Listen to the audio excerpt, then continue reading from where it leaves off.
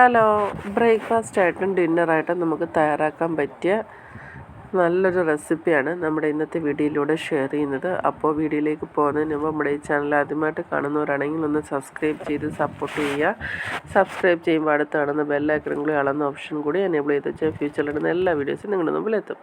അപ്പോൾ ഇതിനെങ്ങനെ തയ്യാറാക്കാൻ നോക്കാം. ഒരു പാനിലേക്ക് കുറച്ച് വെളിച്ചെണ്ണയും കുറച്ച് നെയ്യും കൂടെ ഒഴിച്ചതിന് ശേഷം നല്ലതായിട്ട് ചൂടായി വരുന്ന സമയത്ത് നമുക്ക് കുറച്ച് ചീര, പച്ച ചീരയാണ് ഞാനിവിടെ എടുത്തിരിക്കുന്നത്. നിങ്ങൾക്ക് ഏത് ചീര വേണമെങ്കിലും എടുക്കാം.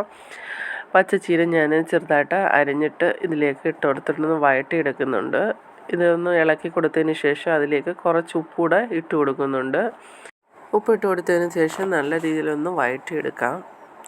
ഇതുപോലെ ഒന്ന് വഴറ്റിയെടുത്തതിന് ശേഷം ഇതിലേക്ക് നമ്മൾ 2 സവാള വട്ടത്തിലരിഞ്ഞത്, സ്ലൈസായിട്ട് വട്ടത്തിലരിഞ്ഞത് നമുക്ക് ഇതിലേക്ക് ഇട്ട് കൊടുക്കാം. ഞാനിവിടെ 2 സവാളയാണ് എടുത്തിരിക്കുന്നത്. ഇതുപോലെ വട്ടത്തിൽ ചെറുതായിട്ട് അരിഞ്ഞ് ഇതിലേക്ക് ഇട്ട് കൊടുക്കാം. ഇത് ഒരുപാടങ്ങ് വെന്ത് പോകണ്ട. അതിൻ്റെ ആ ഒരു പച്ച മണവും കുത്തുന്നൊരു മണമുണ്ടല്ലോ, അത് മാറുന്നത് വരെ നമുക്കിതൊന്ന് വഴറ്റിയെടുക്കാം. വേണമെങ്കിൽ അല്പം ഉപ്പ് നമുക്ക് ചേർത്ത് കൊടുക്കാം. ഞാനിതിൽ സ്വല്പം ഉപ്പൂടെ ചേർത്ത് കൊടുക്കുന്നുണ്ട്. ഉപ്പൂടെ ഒഴിച്ചതിന് ശേഷം നല്ല രീതിയിൽ മിക്സ് ചെയ്തെടുക്കാം. ആ ഒരു പച്ച ഒരു കുത്തുന്നൊരു ടേസ്റ്റ് ഉണ്ടല്ലോ, അതൊന്ന് മാറി കിട്ടണം, അത്ര മാത്രമേ ഉള്ളൂ. ഞാനിവിടെ ചേർത്ത് കൊടുക്കുന്നത് ഉപ്പ് നീരാണ്. ആവശ്യാനുസരണം മാത്രം ചേർത്ത് കൊടുക്കാം.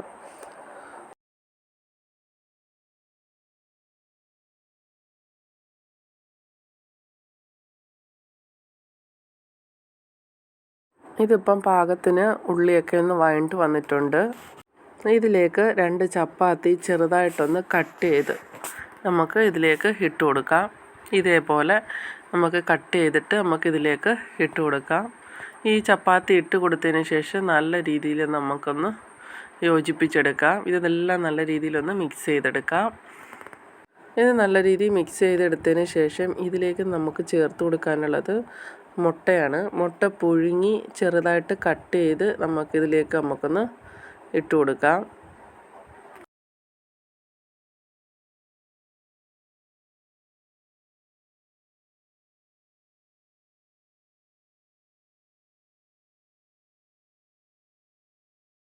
മുട്ട ഇതുപോലെ ചെറുതായിട്ട് കട്ട് ചെയ്തതിന് ശേഷം നമുക്ക് ഇതിലേക്ക് ഇട്ട് കൊടുക്കാം.